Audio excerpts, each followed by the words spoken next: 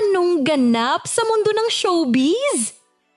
Usap-usapan ngayon sa social media ang posibilidad na mauwi na sa kasalan ang relasyon ni na DJ Jelly Au at boyfriend nitong si Jam Ignacio matapos ang isang bagong Facebook post ni Jelly na agad pinag-usapan ng mga netizen.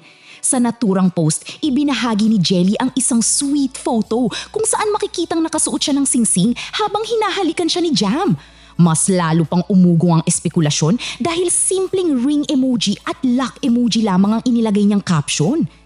Dahil naka-off ang comment sa post, hindi nakapagbigay ng reaksyon ng kanyang followers. Gayunman, marami pa rin ang napansin at nag-react gamit ang haha emoji, habang ang iba ay nagtanong kung engagement na ba ang ipinahihiwatig nito.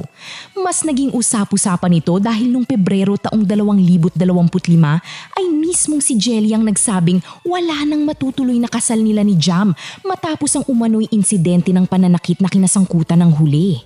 Siguro wala na pong kasal na magaganap o matutuloy. Hindi na po matutuloy yung mga napag-usapan namin dahil po sa nangyari. Respeto na lang din po sa magulang ko kasi sobrang na-trauma din po yung mama ko. Parang gabi-gabi po siya umiiyak. Hindi ko kaya.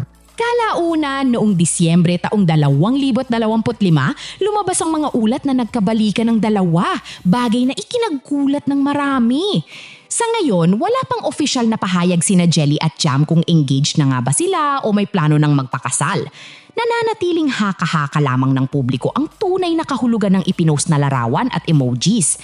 Matapos ang pinagdaanan nilang kontrobersya, tama bang bigyan ni na Jelly Au at Jam Ignacio ng pangalawang pagkakataon ng kanilang relasyon o delikado nang ituloy pa ito hanggang kasalan?